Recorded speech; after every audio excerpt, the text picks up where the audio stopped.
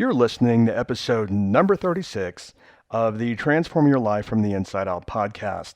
This episode is a Q&A episode, and I'm going to answer Kristen's question. And I'm sure many of you have the same question. Kristen's question is, how do I change my identity around money? Stay tuned. Hi, I'm Jim Fortin, and you're about to start transforming your life from the inside out with this podcast. I'm widely considered the leader in subconscious transformation, and I've coached super achievers all around the world for over 25 years. Here, you're going to find no rah-rah motivation and no hype, because this podcast is a combination of brain science, transformational psychology, and ancient wisdom all rolled into one to take your life to levels you've never thought possible.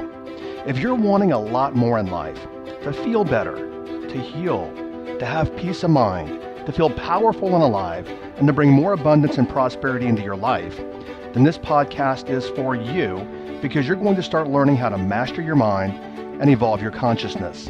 And when you do that, anything you want then becomes possible for you. I'm glad you're here. As I said in the introduction, I'm pretty sure that this episode's going to appeal to a lot of people. Now, obviously, I don't know where you are in your finances, but I also know, and I would have to guess that it probably doesn't apply to a lot of my demographic, but 79% of Americans, yes, 79% of Americans live paycheck to paycheck. Oh, by the way, off topic, but about the podcast, I just made a note here to say this, is if you're new to the podcast, I know what we do a lot of times is we start listening to a podcast and we start with whatever episode, where we happen to find the podcast. If you're new here or you've just been here for, a few weeks or so, I'm suggesting you go back to the very beginning and start listening from there. Because even though the episodes are random, they still build on each other. And a lot of questions that you might have, I probably have already answered in earlier podcasts. Okay, so a question for Kristen and a question for a lot of you is when she says that I want to change my identity around money. I don't have any other context there, so I don't know specifically how she means it. So, Kristen, how specifically do you mean you want to change your identity around money? Is it your identity about money? Is it your identity about the meaning of money? Is it your identity about how easy or how hard money is? Is it perhaps an identity about just enough money to get by, which is where a lot of people live from? A lot of people live from, their mindset is I've got just enough money, even if they're living well. I've got just enough coming in to get by to pay all of my bills, but money's not piling up. And I've seen that at many levels. Literally, I had a client one time made $700,000 a year. Now, of course, he lived in California, very expensive, and he lived very well, and kids were in private school. And then taxation, out the wazoo in California, and then being in that tax bracket. But even making $700,000 a year, he was barely getting by. So is it an identity about getting by? Or is it also an identity about what money is to what degree? Meaning, what is a large amount of money? And, how do you identify with that? Also, when I said large amount of money, I have a question for you. And for everyone listening, is what do you consider to be a large amount of money? What I find a lot of people doing, and especially entrepreneurs, I see a lot of this, is even if you think $1,000 is a lot of money and you want to create an online product or training or coaching or whatever, I see many people that will not charge what they're worth because they think what they're charging is a lot of money and they think that if they wouldn't pay that, someone else wouldn't pay that. So the question is what do you consider to be, for all of you, what do you consider to be a large amount of money? And then what I also want you to notice is, for many of you, notice the automatic resistance that comes up when you start thinking about a lot of money. Something else I want to share here is that what's interesting is the universe doesn't know the difference between $1 and $1 billion. It really doesn't. It's all just energy. Consider that. Now, in your mind, through your past conditioning, obviously you know the difference between $1 and 1 billion, but to the universe, it's just money. And a big mistake that I see a lot of people making, and of course I've done it as well in the past, I'm stumbling here because I want to think about how I want to say this, because I want to think about how it pertains to me too. But let me say it first, is a big mistake that a lot of people make is that the more money they think they want to create, the bigger resistance they create in themselves. Because if I ask somebody, for example, can you attract, $1,000? They'll say absolutely. But I will say, can you attract 10 million? And then we'll say, well, no, I can't do that. Why? Because in their mind, they see it as a bigger amount of money. And many times things that we see bigger, we also see as harder, and we put up more resistance to. Now, the reason that I fumbled a couple of minutes ago is because I wanted to think about my answer is money is also power and money is responsibility. And when it comes to the amount of money, for example, if somebody said, I'll give you $1 billion, quite literally, I know that the way that I use money, I'd literally turn it over to a management firm, a lawyer, someone to manage the money for me because it's not something that I want to do. So that's why managing that kind of money. That's why I said I stumbled there for a second. But each and every one of us are different. But the place that I play from is why not attract at least multiple seven figures a year so that you live a life of abundance. This just popped in my mind and off topic, but on topic. One of my students does very well. And she made a comment that I'd never heard anyone say before in the way that she made the comment. But she said, you don't really start living well until you make $500,000 per year. And I make more than that. So I didn't really think about it. But when I thought about it, I'm like, she's probably right about that. Because when you look at the level of taxation, once you get into an upper tax bracket, and you look at, health insurance costs for many people are out, they're sky high. You live in a nice home, that's going to cost you nice cars, private schools, whatever it might be for you. I've noticed that even people making $250,000 a year. I remember many years ago when my partner and I together, we made $250,000 a year. And growing up, I always thought that was a lot of money. And several years back, we were talking about it and we started laughing. We're like, well, $250,000 ain't what it used to be. So to live really, really well, at all levels, anywhere, no matter what city you live in, you've got to be making at least $500,000 a year to have all the things that you most likely want to have. All right, so back to Kristen's question. When she says her identity about money, what I'm assuming here, and I'm going to assume that for most people, and the way that they heard that question as well, and as it pertains to them, what many of you are probably asking is how do I create, how do I have, and how do I maintain the money, or the identity that attracts the amount of money that I want, that attracts abundance so that I'm not chasing bills and I'm not always, robbing Peter to pay Paul. And so I have plenty of money in the bank. Kristen, a question that I want to ask here and to all of you, and that's what, when I started thinking about this episode, that's why I started with go back and listen to the first episodes, all of them, and start from the very beginning because they all pertain to you right here and now. And episode number 9, the title was something along the lines of how people actually use the law of attraction to repel money. Now, many of you have heard of the law of attraction, and many of you think, well, okay, I'm supposed to use the law of attraction to attract, hence the law of attraction, to attract money.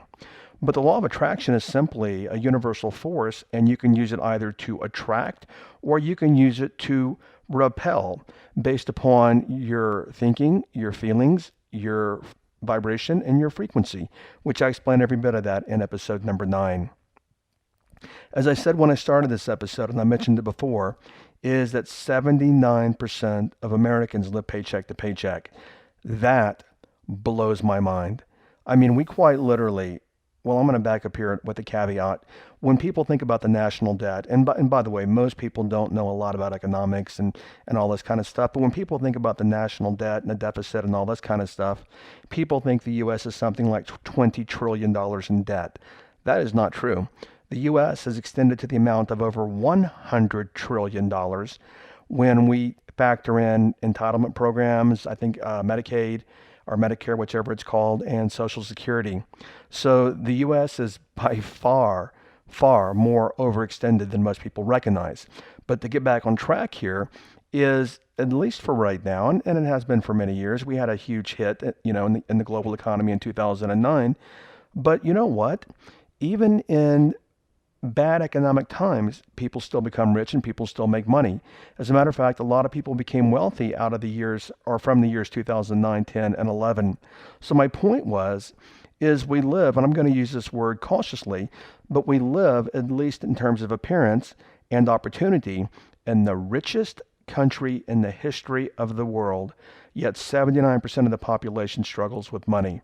And I'm not tossing stones because I've been there, but when I look at it now and I talk to people, I mean, oh my gosh, look at all the tools you have available. Even if you wanted to build an online business or you're an entrepreneur, tools that you have free now that you never would have even had 20 years ago or would have to pay for in some other form of delivery. I mean, this day and age, for crying out loud, we've got social media and we've got obviously LinkedIn and Twitter and YouTube and all these channels to help bring exposure to you to build a business if you want. Yet most people don't use them. So anyway, another question I have for Kristen and a lot of you is, and I talk about this in other episodes, so I'm not going to spend a lot of time here, but is how did you grow up with money? Generally, our values reflect our parents' values about money. And a great example is my family, which I'd mentioned my brother in a prior episode, and I saw a comment, somebody criticizing me for that, but that's okay because, I mean, if I'm going to tell the truth, then, what's there to criticize about? My brother and I, we grew up obviously in the same family, and this day and age, my brother-in-law is a ranch hand. And by the way, I'm not criticizing ranch hands because I grew up a ranch hand. I grew up on a farm and I grew up working very, very hard. I mean, we were doing physical labor at 5 o'clock in the morning, feeding the cattle. I would actually go home, shower up, hop on the school bus, go to school, stay after for sports, whatever, come home, feed the cattle again, do my homework, go back to, go to bed, rinse and repeat. But my brother this day and age probably makes, I would guess, 20, 25 bucks an hour. But that's the way my dad was. When I look back at my dad, I mean, when I crunch the numbers, my dad's income in the early 80s, when I went off to college, was the equivalent of about $1,000 per week, which really puts him almost at working class with a family of five at this point. But when I ask Kristen how she grew up with money, if you look at most of you, many of the limitations that you have around money are also reflections of your parents' limitations. Now, I went a different way with money because for some reason it was always in me that I wanted a better life. But yet, this day and age, my brother still probably makes 20 bucks an hour, 25 bucks an hour, drives an old beat up pickup truck. Yet I make thousands of dollars per hour just for coaching and 25,000 bucks an hour just for a keynote speech. I mean, it would take my brother a year to make what I make in 1 hour.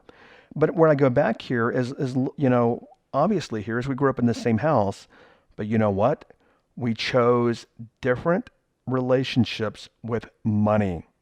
So wherever you are with your money right now, that is the relationship and the kind of relationship that you have with money. So to answer Kristen's question, I want to look at this in 3 ways. And I'm going to make these very simple, but I want to look at this, the approach to money mentally, behaviorally, and energetically, and that comes down to frequency and vibration. So mentally, we attract our identity. And if you've listened to for any amount of time, you've listened to other episodes, you know that what we have on the inside is what we're going to have on the outside. We cannot outperform our unconscious identity. So whatever identity you have about money is what you think, what you feel, what you do, and what you create. So as I said, I'm not going to spend a lot of time on that here because I want to go a little bit different direction. But make no mistake about it, is your external world, your environment, your money is a direct reflection of your internal environment. I even mentioned that a couple of weeks ago about Mike Tyson. I think Mike Tyson made something like $330 million in the course of his career. And this day and age, he's actually broke. He's got no money. So that's how, that's the identity that he has on the inside. When I use the word behaviorally, what I talk about is what do you do in your behavior? And then how do you approach what you do in your behavior? And specifically, I want to talk about the episodes of the past 2 weeks on Ayni, A-Y-N-I, which is ancient Incan for the reciprocity of life. So when it comes to your behavior, how do you respond to other people? Do you serve other people or do you wait to get first before you give anything? And then another way here that I want to look at this is gratitude. As I just mentioned, we live in the richest part of the world. Well, if you're in the United States, I should preface that because I've got listeners from all over the world. But if you're listening, you're probably in a first world country somewhere and you probably have plenty of financial opportunity in some way, in some form in your life. But talking about gratitude, a lot of times people will ask me, they'll say, Jim, if I don't have any money, then how can I feel rich? Because you might have listened to the episode where I talked about we're not going to be rich until we feel rich. And my answer for that, plain and simple, was gratitude. Because as I was just talking about where you live in the world and the opportunity you have, this statistic may be off a little bit. I read this somewhere and it was somewhere reputable. But if I remember correctly, what it said is if you have $1,000 in the bank, you have a roof over your head, and you have food, then you are richer than 90% of humans. Consider that. If you got $1,000 in the bank, you got a roof over your head and food, you were richer than 90% of humans. Yet most of us, where we look at our lives, is not enough, always chasing, lack, not enough, always chasing, lack. And we run that cycle over and over and over again. And especially, as I just alluded to, right here in the United States, you've got tons of opportunity for whatever it is that you want to do. I mean, opportunity all around you. But if you're not attracting money, it's because money is not in your identity. Also, I wanted to ask you for a favor. And this in some way demonstrates the last 2 Wednesday episodes on the concept of Eine, which is service, which is giving first. And I would request, please, if you could reciprocate, if you're enjoying these episodes and they're helping you and you're transforming your life, if you could reciprocate, I'd be very grateful. And what I mean by that is the fact that you're getting huge value. I mean, you're here, you're listening, so you're probably getting huge value. If you would reciprocate and please leave a review and share an episode or two, or as many as you want, or share the podcast on Instagram and Facebook so that I can serve other people, I would be extremely grateful for that. So thank you so much. Okay, so let's go here. So the question is how do I change my idea around money? And let's look at a few tangible things here. Number one, it could be small shifts. And what I mean by making small little shifts is, I'm telling you, like I said, I grew up what I consider, in my mind, I think we were poor. Socioeconomically, we were working class. I mean, we never had any extras. Money was always scarce. My mother was always borrowing money from her parents. Never had new cars. We never got anything new unless it was a birthday or Christmas or whatever. And as I mentioned before, when I went to college, my dad said he wasn't going to help me. I had to figure it out on my own. And that was the entire mindset in the house. So when I talk about small shifts, I used to actually eke by and struggle with everything. And small shifts, how about little things like this? When you go to a restaurant, do you actually skimp on a restaurant because you're going to save $3? Or do you go somewhere that you actually want to eat? When you go to a restaurant, do you tip straight 15% when you have great service? Or do you tip, 20, 25, 30% when you have great service? That's what I mean by small shifts. When I tell people that are in my coaching with me, well, a lot of times what I'll tell them to do is upgrade their airfare. If you're flying if you're flying and you generally fly economy, well, then upgrade to first class. And that might be a little bit out of people's comfort zones, but guess what? You never leave your comfort zone. You never leave your comfort zone. So I want you to think about right now, what is one simple thing that you could start doing a little bit differently that would start shifting your behavior, which would shift your thinking. So let's say, for example, you go to the restaurant. Maybe you can actually shift by picking restaurants you want to go to that might cost you $10 more or $20 more, or you tip more or something like that. Or if you're a woman, makeup.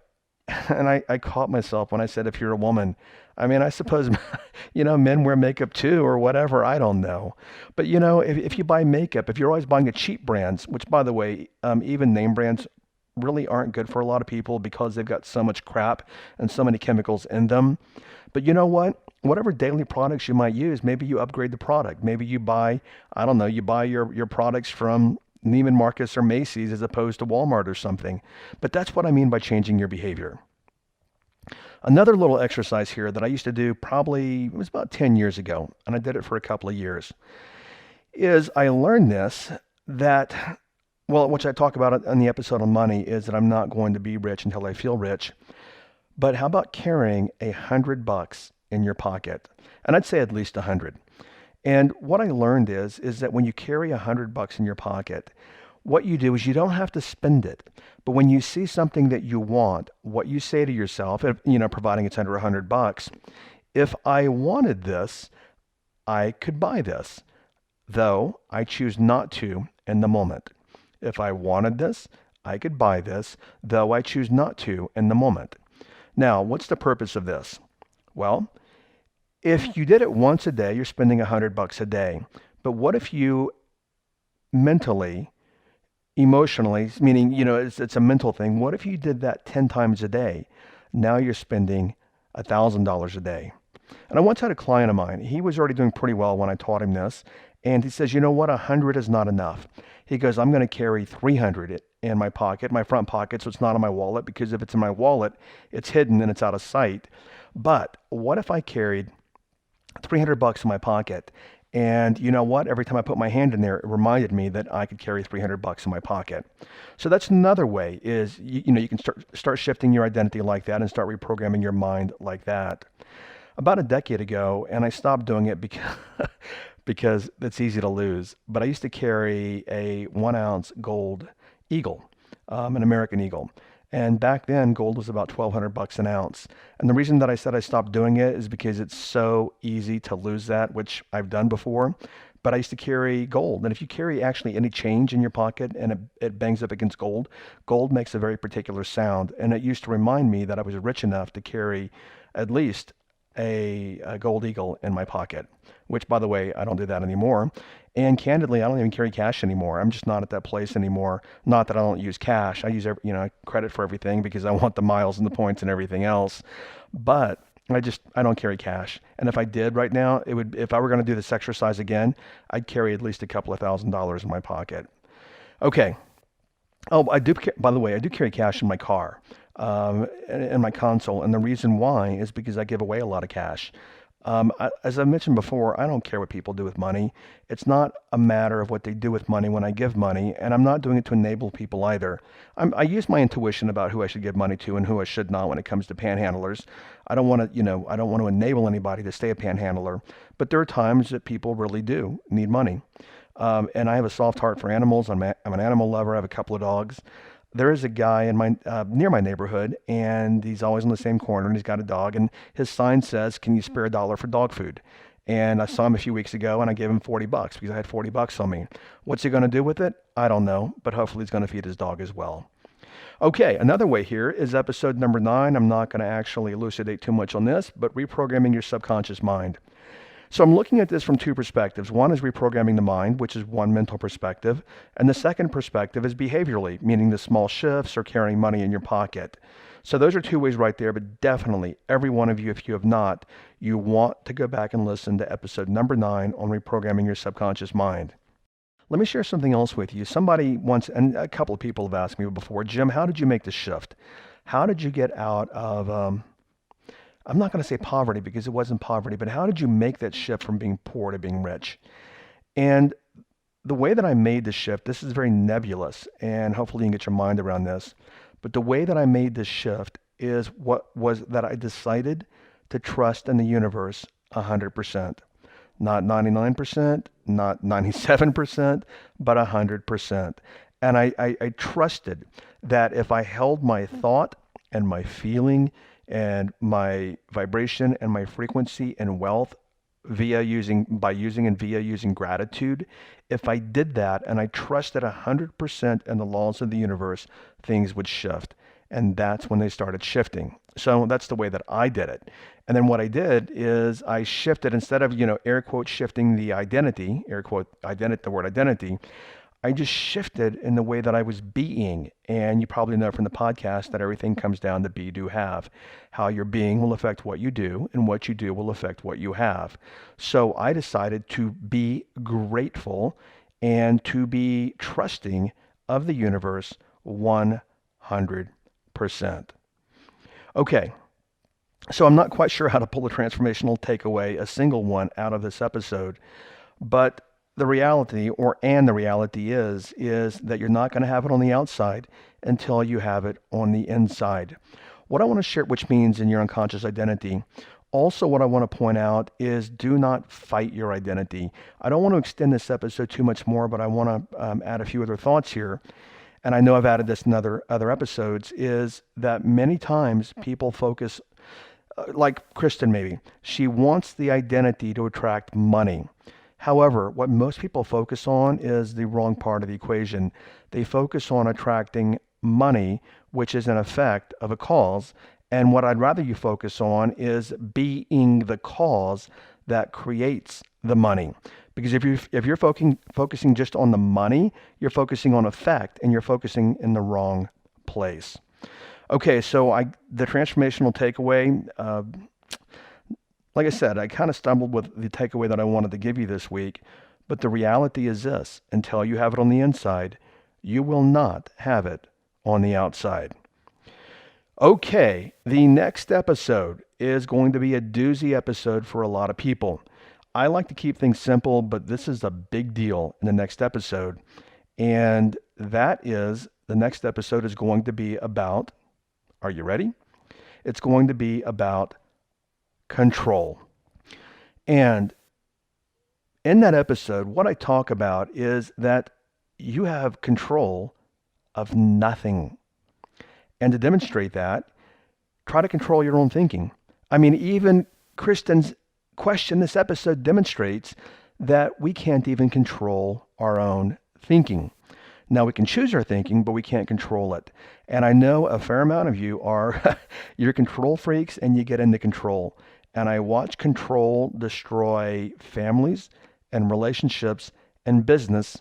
And not even that, control, as you'll discover in the next episode, is an illusion.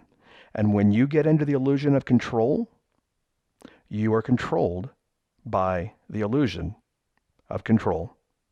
Okay, thanks for listening, and I'll catch you on the next episode. Bye-bye. Thank you for listening to this entire podcast. If you're the kind of person who likes to help others, then share this with your friends and family. You know, if you found value, they will too. So please share via your social media channels. Also, if you have questions, I'm here to assist. You can email me questions to support@jimfortin.com, and I may even use your question for a future podcast episode. Also, if you want transformational content like this daily, connect with me on Instagram. My Instagram name is I am Jim Fortin. Finally, I do have a personal request. I believe that we're all here to help others and to grow and evolve ourselves. Together, you and I, let's help more people. If you would please leave a review on iTunes, and a good one, by the way. I'd be grateful, and through your assistance together, we can transform more lives. Thanks for listening.